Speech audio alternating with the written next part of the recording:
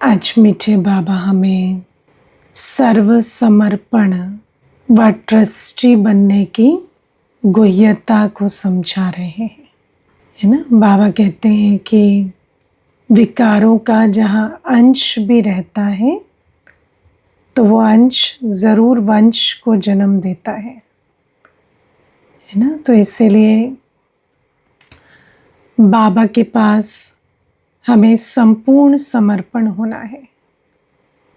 किसी भी विकार के ज़रा अंश को भी संभाल कर नहीं रखना, है ना। लेकिन ऐसा तो हम समझते हैं कि हम सर्वसमर्पण हो गए या ट्रस्टी बन गए, पर बाबा कहते जब माया, जब कोई भी थोड़ा सा भी टुकड़ा पुराने रजिस्टर का बचा हुआ होता है तो उसी को अपना द्वार बना लेती है ना। और हम विकारों के जाल में फंसते हैं। अब आज बहुत इस पर विचार चल रहा था कि ये जो विकारों का अंश और वंश पूरा समाप्त कैसे हो। तो मुझे आज ऐसे ही आ रहा था दिल में कि सारे विकारों का जो बीज है वो है मैं और मेरा, ये दो शब्द, है ना। तो बाबा ने हमें संपूर्ण समर्पण जाने की या ट्रस्टी बनने की एक बहुत अच्छी विधि समझाई है, सहज विधि, कि मैं आत्मा और मेरा बाबा, है ना। मैं, बाकी जो भी मैं है उसको मर्ज कर मैं आत्मा, और जितने भी संबंधों में, प्राप्तियों में मेरापन फंसा हुआ है तो मेरे सर्व संबंध, सर्व प्राप्तियां एक बाबा से। अब आप देखो, ये जो समर्पण है ना, ये ऐसा नहीं है कि हमने एक बार कर दिया। वैसे तो कहा जाता है दान देकर वापस नहीं लिया जाता, लेकिन रोज़ चेकिंग करनी होती है कि आज कोई मैंपन, कोई मेरापन ऐसा तो नहीं जिसने सिर उठाया हो। तो ये कंटिन्यूअसली जो मैंपन है, मेरापन है, उसको समर्पण करना होता है। और मैं आपको बहुत छोटे छोटे एग्जाम्पल्स से समझाती हूँ किस प्रकार अंश से वंश पैदा होता है। तो देखो, जैसे तन के समर्पण की बात है ना। तो तन स्वस्थ है तो उसे समर्पण करते हैं, है ना। बहुत उसको स्वाहा जाएंगे, सेवा करेंगे तन से। बहुत बहुत सेवा करने वाले भी सेवाधारी रहे हैं। लेकिन जो ट्रस्टी होता है ना, उसकी निशानी क्या होती है? स्वाहा और संभाल का बैलेंस, है ना। अगर स्वाहा और संभाल का बैलेंस नहीं है तो उसको भी कहेंगे कि देहाभिमान में चल रहे हैं, है ना। तो कई बार मेरा तन बहुत अच्छा है, बहुत स्वस्थ है, ये समझकर भी तन सेवा कर रहे हैं, लेकिन वो जो तन है उसके जो संभाल करनी चाहिए वो नहीं कर रहे हैं। जितना उसको जो जैसा भोजन स्वीकार कराना चाहिए, जैसा आराम देना चाहिए, जैसे उसकी देखरेख करनी चाहिए, वो नहीं कर रहे। तो फिर क्या होता? फिर धीरे धीरे वैसे भी और ऐसे भी, है ना, तन के द्वारा कोई पेपर आ गया तो वैसे तो तन का ख्याल भी नहीं रखते थे, है ना, बहुत सेवा की लगन में रहते थे। लेकिन जैसे ही कोई पेपर आ जाएगा ना तो एकदम से घबरा जाएंगे, मेरे शरीर को ये क्या हो गया, है ना, ये बीमारी कैसे आ गई, ये पेपर कैसे आ गया, मैंने तो इतनी सेवा की लेकिन फिर भी तन में रोग कैसे आ गया। तो अब ये क्या है? ये सब है कि मैंने मैंपन स्वाहा नहीं किया, है ना। जो मेरा शरीर वो भान स्वाहा नहीं किया। मैं आत्मा हूँ ये समझ कर नहीं चले, ये शरीर बाबा का है ये समझ कर नहीं चले। क्योंकि जहाँ बाबा का है समझेंगे ना, वहाँ अमानत में ख़यानत नहीं करेंगे। जो अमानत होती है ना, अमानत का लॉ ही ये होता है कि उसको जितना स्वाहा करेंगे उतनी संभाल भी करेंगे। लेकिन संभाल नहीं की, सिर्फ जोश में स्वाहा किया, और फिर जोश में स्वाहा करके जब होश आया है ना, जब कोई ना कोई पेपर आया तो उस समय फिर एकदम घबरा गए, फिर निश्चय भी हिल गया, फिर क्या क्यों में चले गए, फिर देहधारी याद आने लगे, है ना, फिर क्या होगा कैसे होगा चलने लगा।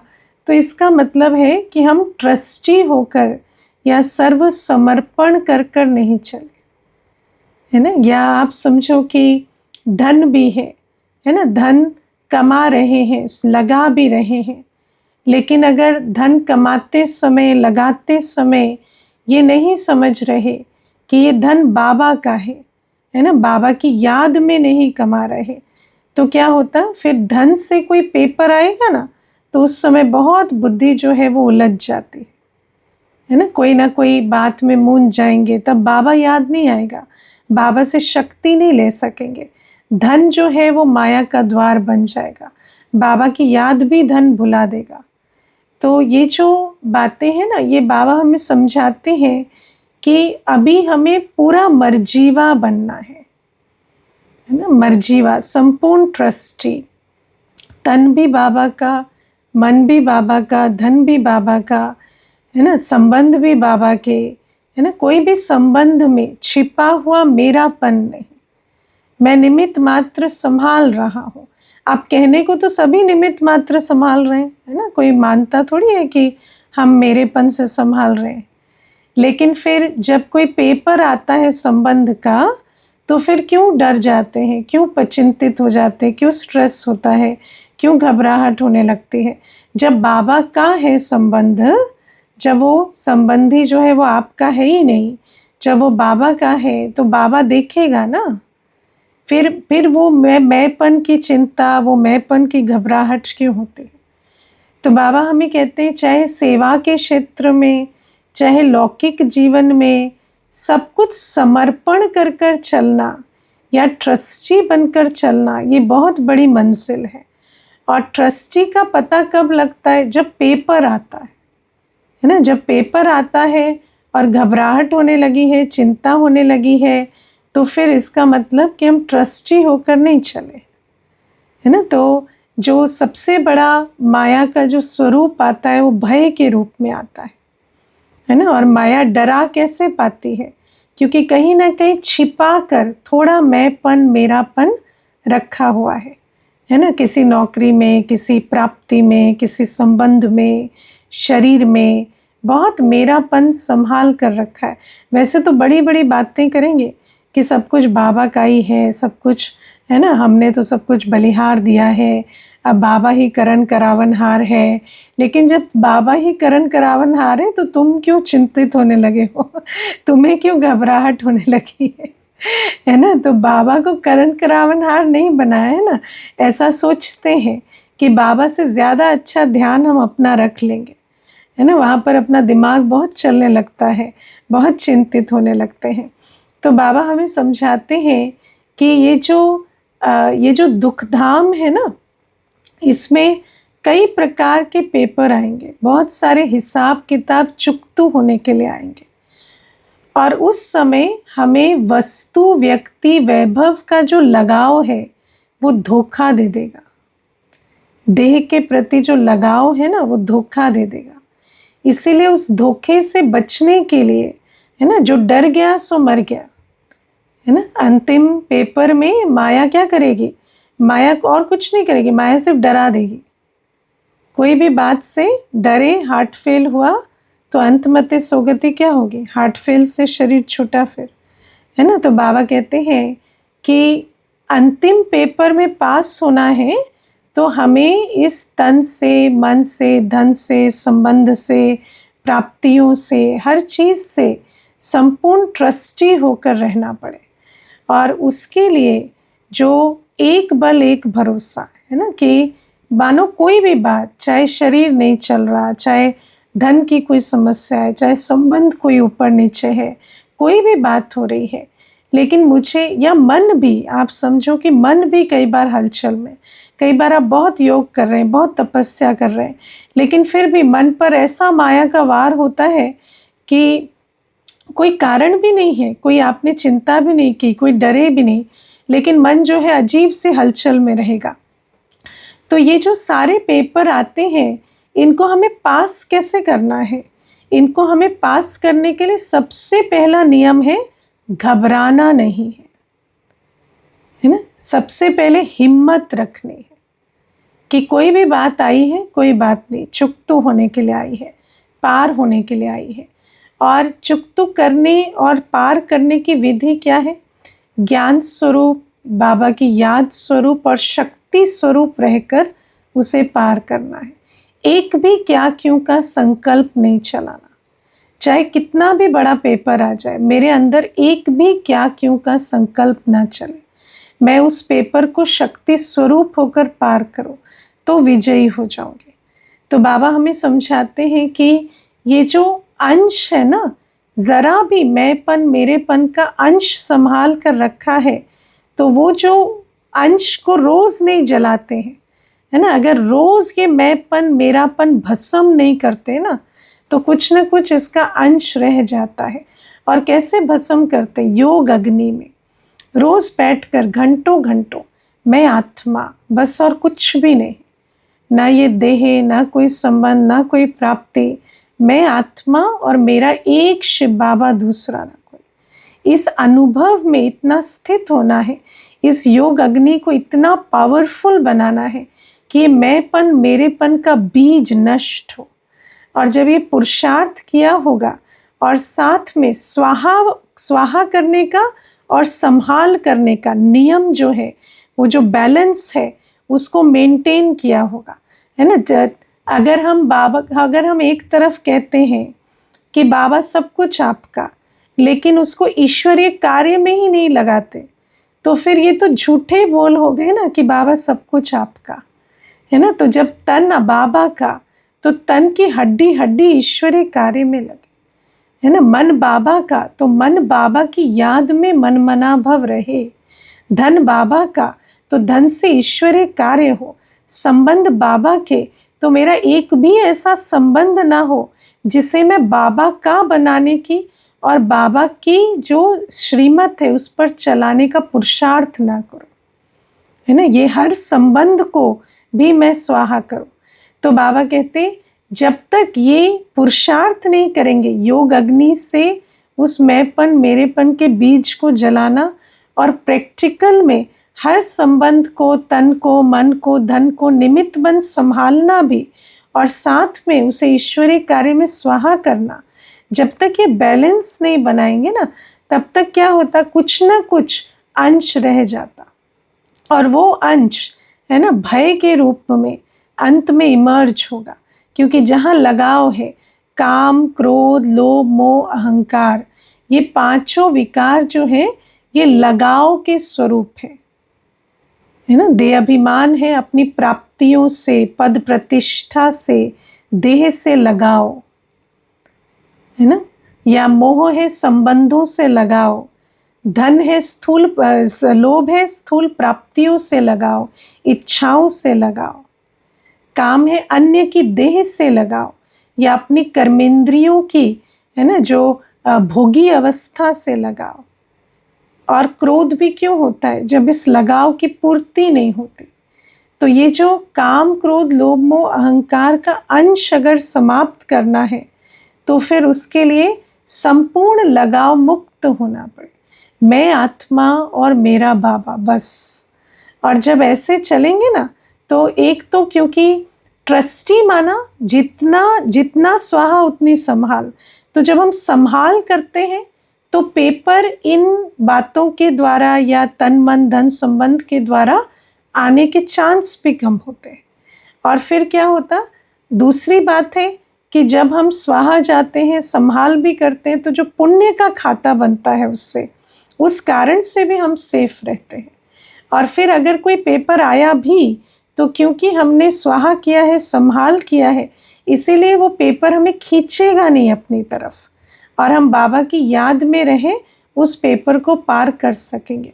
ऐसी कोई धन की समस्या है जो हमेशा रहती है, ऐसी कोई तन की समस्या है जो हमेशा रहती, कभी कुछ भी हमेशा नहीं रहता। लेकिन पास या फेल का चक्कर ये नहीं है कि कोई बात कितने समय रही, पर जितने भी समय कोई बात रही उसने मेरी अवस्था को कितना हिलाया डुलाया, इससे मैं पास या फेल हो जाती हूँ। तो भले ही पेपर 2 दिन का है, मानो आपके पैरों में दर्द होने लगा। अभी देखो, एक माता को कुछ एक कमज़ोरी आई शरीर में, थोड़ा हॉस्पिटलाइज हुई, है ना, 1 घंटा सलाइन चढ़ा, तो उसी में रोने लगी, है ना, बहुत रोई। और साथ में जो घर वाले थे उन्होंने कहा कि जब से तुम ब्रह्मा कुमारी बनी हो ना, तब से तुमने खाना पीने का जो परहेज़ किया उसकी वजह से तुम बीमार हो गई है ना। अब ऐसा नहीं है, अब ब्रह्मा कुमारी बनेंगे तो क्या बुढ़िया नहीं होंगे क्या? सब तो धीरे धीरे है ना, नोबडी इज़ गेटिंग यंगर ना, सब तो धीरे धीरे आयु बढ़ रही है। तो जब आयु बढ़ती है तो शरीर के पेपर आते हैं। अब जब शरीर के पेपर आएंगे तो उसमें रोने से या इस बात में चले जाने से कि डिससर्विस हुई या किसी ने ऐसा क्यों कह दिया, वैसा क्यों कह दिया, तो इसका मतलब माया ने तुम्हें फेल कर दिया। अब 2 दिन हॉस्पिटलाइज होके तुम तो ठीक हो गए ना। ऐसी कोई बात तो नहीं है कि कोई बहुत बड़ी समस्या हो गई या कोई बहुत, मानो कोई ऐसी भी बात हो जाती है जो 6 मास 1 वर्ष भी रहती है तो भी क्या हो गया, फिर तो ये कलयुगी शरीर है ना। तो कोई बात नहीं, इसके थ्रू पेपर आए, वो पेपर चुक्त हुए, वरना क्या करते, धर्मराजपुरी में चुक्त करने जाते क्या करना है, पेपर यहीं चुक्त करने हैं या धर्मराजपुरी में चुक्त करने? धर्मराजपुरी में तो सजाएं खाएंगे, तो फिर पद भी भ्रष्ट होगा। यहाँ तो अगर पेपर को पास किया तो पद तो मिलेगा ना। तो बाबा हमें समझाते हैं कि ये जो पेपर आते हैं, तो जहाँ लगाव का द्वार खुला हुआ है, जहाँ पर माया का जो अंश है वो रखा हुआ है, कोई ना कोई देह से लगाव है, संबंध से लगाव है, प्राप्ति से लगाव है, धन से लगाव है ना। तो फिर क्या होता, वो जो लगाव है वो फिर घबराहट, है ना, या रिएक्शन या चिंता या डर या स्ट्रेस या कई प्रकार की चीज़ें उत्पन्न करेगा। तो और अगर वो लगाव को भस्म किया है तो फिर बाबा की याद से उस पेपर को पार कर लेंगे, है ना। तो वैसे भी दुनिया में भी देखो, कहते हैं ना, चाहे रो के पार करो चाहे हंस के पार करो, जो बात आई है उसे पार तो करनी ही है। लेकिन बाबा हमें समझाते हैं कि हंस के कैसे पार करो। तो जिसने इतना पुरुषार्थ किया होगा वो बाबा की याद में बहुत शक्ति स्वरूप होकर उसे पार करेंगे। और आप विचार करके देखो, दुनिया में भी ऐसे कितने एग्जाम्पल्स होते हैं जिनके पास ना कोई लक्ष्य है, ना कोई बाबा का परिचय है, लेकिन वो हिम्मत से पेपर को पास करते हैं।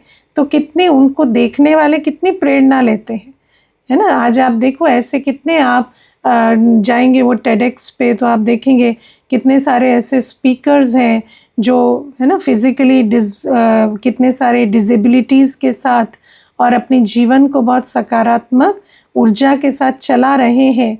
तो उनको सुनने वाले कितने ऐसे होते हैं जो शारीरिक दर्द कष्ट से गुजर रहे हैं, तो प्रेरणा लेते हैं। तो बाबा हमें समझाते हैं कि या तो अगर ये जो माया का जो अंश है वो बचा कर रखा होगा, तो जब पेपर आएंगे तो उसमें क्या होगा कि वो अंश और वंश जो है वो बहुत बड़ा हो जाएगा और उसके कारण दुख की भासना आएगी। या ऐसा होगा जैसे दादियों के जीवन में देखा कि कोई पेपर भी आया, है ना, चाहे वो धन का पेपर आया बाबा के समय पर। देखो, हम यज्ञ के आदि की हिस्ट्री सुनते हैं तो कितनी हमें इस बात से प्रेरणा मिलती है कि यज्ञ में जब बेगरी पाठ चला, है ना, जब अन्न का एक दाना भी नहीं होता था, तो बाबा की निश्चय बुद्धि से किस प्रकार से उस पेपर को भी हमने पार किया। तो या तो वो जो पेपर आएगा वो प्रेरणा देकर जाएगा स्वयं को भी और अन्यों को भी, या फिर वो जो पेपर है वो हमें दुखी कर कर जाएगा। लेकिन ये सारा आधार किस बात पर है कि हम कितना पुरुषार्थ कर, कितना ट्रस्टी बन चल रहे हैं, है ना। ट्रस्टी की निशानी नहीं भूलना, जितना स्वाहा उतनी संभाल, है ना, जितना संभाल उतना स्वाहा। जहाँ लगाव होता है ना, वहाँ सिर्फ संभाल करते हैं, स्वाहा नहीं करते। और जहाँ देह अभिमान होता है वहाँ स्वाहा करेंगे पर संभाल नहीं करेंगे, है ना। तो कई ऐसे होते हैं ना, मुझे एक बार एक भाई ने कहा कि हमारी दिल बहुत बड़ी है, जब हमारे पास पैसा होता है ना तो हम हर जगह बांट देते हैं। तो मैंने कहा नहीं, तो दिल इतनी बड़ी नहीं रखनी है ना कि हर जगह बांट दिए और अब अपनी नौबत ऐसी आ गई है कि खुद को मांगना पड़े, है ना। तो ऐसी बड़ी दिल नहीं, तो देह अभिमान से जब हम करते हैं ना तो एक्स्ट्रा कर देते हैं, लगाव से जब करते हैं तो अपनी जिम्मेवारी भी नहीं निभाते। तो ना देह अभिमान ना लगाव। बाबा कहते हैं संभाल और स्वाहा का बैलेंस ये ट्रस्टी की निशानी होती है। और जो ऐसे संपूर्ण सरेंडर निमित्त बन ट्रस्टी बनकर चलते हैं उनको माया तंग नहीं कर पाती। तो ये पहली बात बाबा समझाते। फिर बाबा आज हमें बहुत अच्छा एक रहस्य समझाते हैं कि किसी की विशेषता के कारण भी, कि अगर विशेष स्नेह है तो वो लगाव है ना। हमारे लगाव क्यों कहा जाता है? क्योंकि जहाँ लगाव होता है वहाँ दुख होता है ना। जहाँ अटैचमेंट होती है वहाँ एक्सपेक्टेशन होती है, और जहाँ एक्सपेक्टेशन होती है वहाँ धोखे की भासना आती है और जहाँ धोखे की भासना आती है वहाँ दुख होता है। तो बाबा हमें कहते हैं हमारा जो स्नेह है उसका एक ही आधार है कि हर एक आत्मा है और ईश्वरीय संतान है ना। एक चीज़ आप समझना, अगर आपका स्नेह किसी भी कारणवश है ना, तो वो कारण सदैव नहीं रहेगा, ठीक है। कोई भी विशेषता, कोई भी आत्मा के अंदर विशेषता भी है तो विशेषता सदैव नहीं रहेगी, है ना। इसीलिए स्नेह का जब कारण होता है ना, तो जब तक वो कारण रहता है तब तक स्नेह भी रहता है, और जब वो कारण बदल जाता है तो हमें धोखे का अनुभव होता है ना, कि ये बदल क्यों गया। जैसे मान लीजिए अभी देखो, मुझे एक कन्या है, वो कहती कि पहले मेरे पिताजी जो हैं बहुत अच्छा, हमें बहुत आराम से रखते थे, क्योंकि धन धान्य संपत्ति की कोई कमी नहीं थी, बहुत अच्छा बिजनेस चलता था, सब कुछ अच्छा था। फिर पिताजी का एक्सीडेंट हो गया, तो उसके बाद से हम बहुत गरीबी में आ गए, है ना। अब 10 वर्ष हो गए उस बात को, तो 10 वर्ष में जो भी कमाया था रखा था वो भी ख़त्म हो गया धीरे धीरे। और अभी जैसे जैसे हम बड़े हुए और हमारे कॉलेज के एडमिशन्स की बात आने लगी और ऐसा आने लगा, तो अब ऐसा पता चला कि हमारे पास तो पैसे ही नहीं है। तो अब ऐसा लगता है जैसे कि हमारे साथ कुछ गलत हुआ है है ना, हमारे साथ ठीक नहीं हुआ, क्योंकि सभी बच्चे तो अच्छा कॉलेज एडमिशन ले रहे हैं, सब कुछ ले रहे हैं, और हमारे साथ ऐसा हो गया। तो आप सोचो कि विशेषता क्या थी, कि पिताजी का बिजनेस अच्छा था या अच्छा कमाते थे, तो उस विशेषता के कारण स्नेह था, है ना। तो अभी क्या है, वो जो विशेषता ख़त्म हो गई तो फिर वो स्नेह भी धोखे का अनुभव कराता है कि पहले हमारी इतनी आदतें क्यों ख़राब की और अभी हमें अच्छे कॉलेज में भी नहीं भेज सकते तो बाबा कहते ये सब लगाव है ना। तो बाबा कहते हमारा स्नेह हर एक के साथ सिर्फ इस कारण से होना चाहिए कि वो शिव बाबा का बच्चा है, वो एक आत्मा है। बाकी कोई भी कारण अगर मेरे स्नेह का है तो कारण सदैव नहीं रहेगा। और जो बात आज मुझे सुख दे रही है ना, क्योंकि वो लगाव का स्वरूप है, कल वही कारण मुझे दुख देने का कारण बन जाएगा। मैं आपको एक बहुत इसमें बढ़िया बात बताती हूँ। एक बार एक बहन आई थी, तो मेरे हिसाब से वो 25 वर्ष की आयु की होगी, और उसका विवाह हुआ था और 2 वर्ष में शरीर छोड़ दिया था युगल ने, है ना। तो 22-23 की वर्ष में शादी हुई थी और फिर 2 वर्ष में शरीर छोड़ दिया युगल ने। तो बहुत रोई, उसकी सास लेकर आई थी, उसे बहुत रोई। और रोते रोते एक ही बात कहती, वो बहुत अच्छे थे। कहती वो बहुत अच्छे थे दीदी, वो इतने अच्छे थे ना, मैं आपको क्या बताऊं, जो मेरे कल्पना में था एकदम जैसे कोई वैसे उतर आया, है ना। तो जो बहुत रो रो कर उसका जैसे गला भी रूंध गया, आंखें भी लाल हो गई। तब मैंने उसको पूछा, इतने अच्छे नहीं होते तो इतना नहीं रोते क्या? तो फिर हंसने लगी, फिर कहती, पर दीदी बहुत अच्छे थे। तो आप सोचो कि किसी की विशेषता के कारण भी स्नेह होता है, तो स्नेह वो आज तो विशेषता सुख दे रही है, कल वही विशेषता दुख का कारण बन जाती, क्योंकि इस संसार में देखो, हमारी बुद्धि इस बात को मानने को राजी नहीं होती, लेकिन इस संसार में सब कुछ परिवर्तनशील है ना। और हमें लगता है कि ये चीज़ है ना, ये बात तो परिवर्तनशील नहीं है, या ये तो हमेशा रहेगा, या 7 जन्मों का रिश्ता, या ये या वो, लेकिन कुछ भी नहीं है, सब कुछ परिवर्तनशील है। इसीलिए बाबा हमें कहते हैं, किसी से भी विशेष स्नेह नहीं, है ना, एक्स्ट्रा नहीं, हर एक से स्नेह है।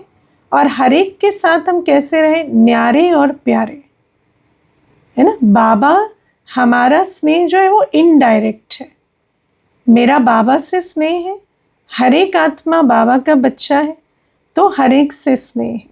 लेकिन किसी से भी स्नेह का और कोई कारण नहीं, और कोई स्नेह का एक्स्ट्रा स्वरूप नहीं, नहीं तो क्या होता, वो लगाव है।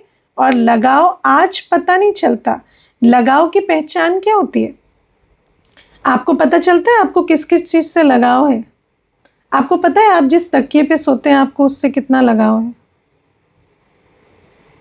लेकिन जिस दिन वो तकिया नहीं मिलता ना, आपको नींद नहीं आती, है ना। अगर लगाव है तो, है ना, अगर आपको अपने बिस्तर छोड़ के दूसरे बेड पर या ज़मीन पर नींद नहीं आती, तो आपको बिस्तर से लगाव है ना। आपको अपनी, है ना, ये फला चीज़ इस समय पर ना मिले, या उस समय पर वो चीज़ ना मिले, कईयों को चाय से, है ना, कॉफ़ी से इतना लगाव होता है, कईयों को किसी एक प्रकार के भोजन से इतना लगाव होता है ना, कईयों को किसी प्रकार की कोई सुख साधन सुविधा से लगाव होता है ना। एसी पंखे से कितना लगाव होता है कि गर्मी हो और पंखा ना चले तो फिर क्या होता है कि नींद नहीं आ रही, चैन नहीं आ रहा, योग नहीं लग रहा, है ना।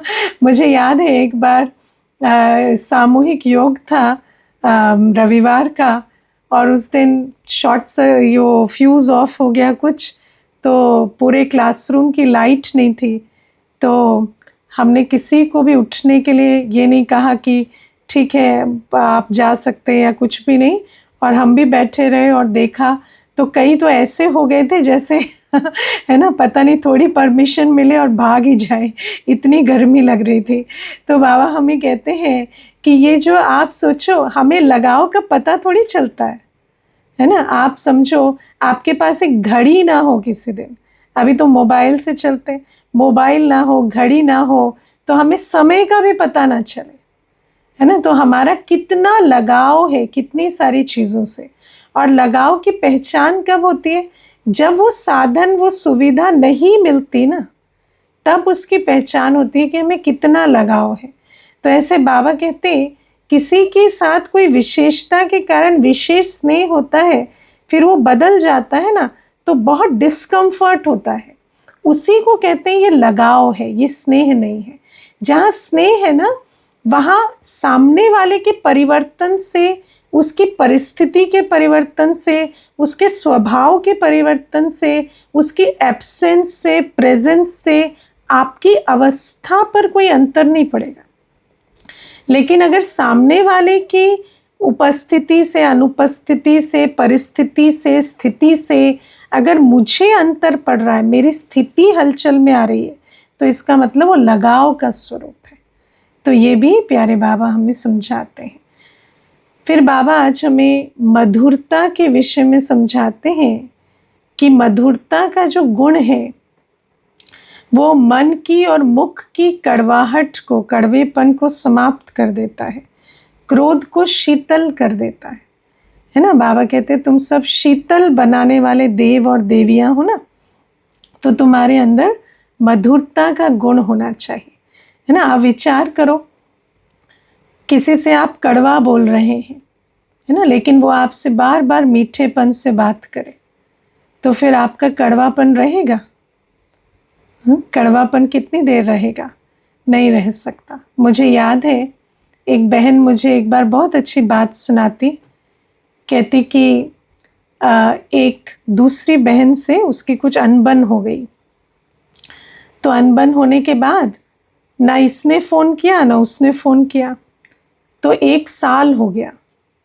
ठीक है, फिर वो जो दूसरी बहन थी उसने अपने पे बहुत काम किया उस 1 साल में, तो उसने फ़ोन किया इसको। तो जब उसका फ़ोन आया तो इसको अंदर आया, अभी 1 साल के बाद ये फ़ोन करे, मैं तो नहीं उठाती, ठीक है, तो मैं तो उठाऊंगी ही नहीं, मैं तो बात ही नहीं करूँगी। लेकिन फिर इसने जैसे तैसे उठा लिया।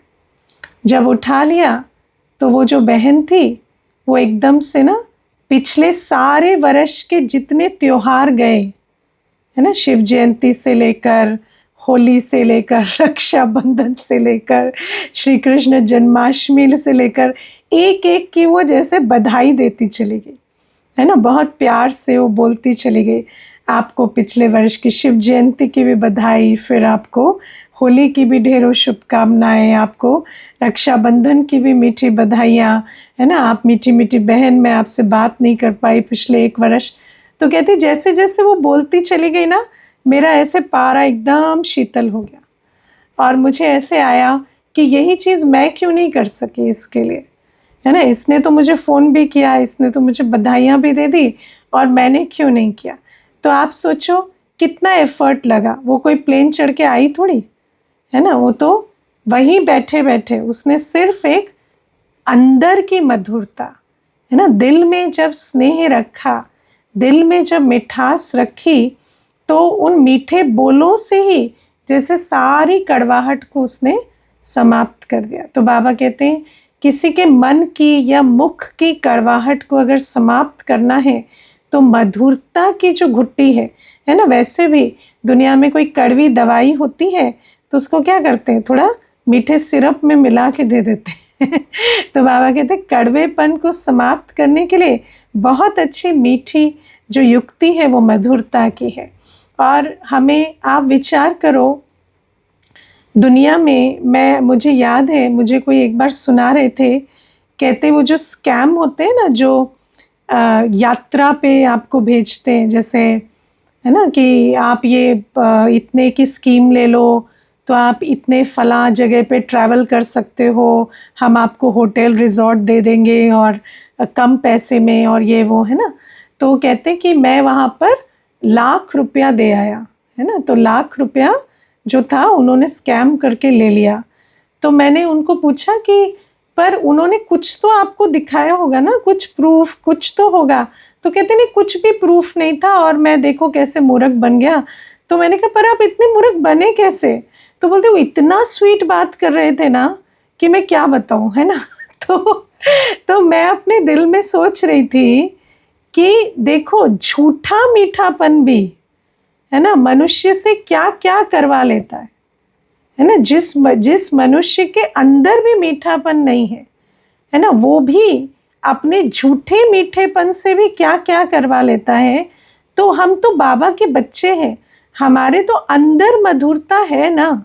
हमारे देखो हर गुण का बीज क्या होता है, आत्मिक दृष्टि होता है, आत्म अभिमानी स्थिति होता है। तो जिसके अंदर आत्म अभिमानी स्थिति भी नहीं, सच्ची मधुरता भी नहीं, वो भी मीठा बोल पाता है सिर्फ एक स्वार्थ सिद्धि के लिए। तो हमारे अंदर तो आत्म अभिमानी स्थिति है, हम क्यों नहीं थोड़ा सा पुरुषार्थ करते मधुरता का, है ना। लेकिन बाबा के बच्चे ये एक एफर्ट नहीं लेते है ना, जो ये थोड़ा सा अंदर मीठापन है लेकिन बाहर से थोड़ा सा मीठापन लाए वाणी में, उसका एक एफर्ट नहीं लेते। और बाबा कहते हैं अगर इतना सा एफर्ट बाबा के बच्चे लें तो फिर क्या होगा, हर एक के दिल को शीतल कर सकते। कितना भी कोई क्रोध में भी आएगा ना, उसको मीठेपन से, मधुरता से 1 गिलास पानी पिला दो, 2 मीठे बोल दो, उसके सारा क्रोध, सारी कड़वाहट शांत हो जाएगी, है ना। तो बाबा हमें ये बहुत सुंदर विधि आज अंडरलाइन कराते हैं। ओके, ओम शांति। अच्छा, एक प्रश्न है, शरीर रूपी बाजा बजाने की आवश्यकता कब कब है? थोड़ा स्पष्ट करें। जब भी कोई कर्म करना है ना, जब भी कोई नेसेसरी कर्म, ऑफिस का काम है, घर का काम है ना, तो हमें शरीर को देह के भान में आके कर्म करना है।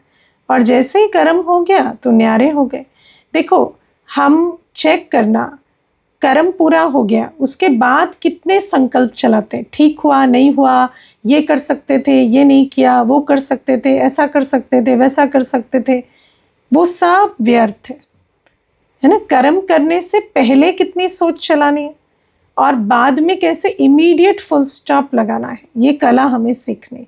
कोई काम करना भी है, अब आप देखना घरों में ना, क्या बनाए क्या बनाए क्या बनाए, आज बैंगन बनाए भिंडी बनाए, 6 घंटे सोच रहे हैं बैंगन बनाए भिंडी बनाए, है ना। सब्जियां ही 4 आ रही हैं और तुम्हें 4 घंटे लग रहे हैं इतना सोचने के लिए। 40 आ भी नहीं रही है जो तुम्हारे पास इतनी चॉइस हो, लेकिन उसमें कितने संकल्प लगाते हैं, है ना। तो बाबा हमें समझाते हैं कि कितने संकल्प खर्च करने, उसकी भी लिमिट होनी चाहिए। फिर करने के बाद ऐसा करते वैसा करते, मानो आपको रियलाइज भी हुआ कि हाँ ये ऐसा नहीं ऐसा करना था, तो बस रियलाइज हो गया ना, फिर फुल स्टॉप लगाओ, फिर अगली बार। अभी आप देखो हम क्या करते हैं, जब रियलाइज हो गया ना तो इतना सोचते हैं कि अपने आप को भ्रमित कर देते हैं, जैसे कि हमने कर दिया वो करेक्शन, और फिर अगली बार वही गलती करते हैं, है ना। तो इसीलिए करेक्शन करने के समय करो, इतना ओवर एनालाइज मत करो कि आपकी बुद्धि कंफ्यूज हो जाए कि हाँ मैंने तो ऑलरेडी करेक्ट ही कर्म किया है ना। तो अगली बार के लिए अटेंशन रहे, उसके लिए भी मार्जिन छोड़ो। ठीक है, ओम शांति।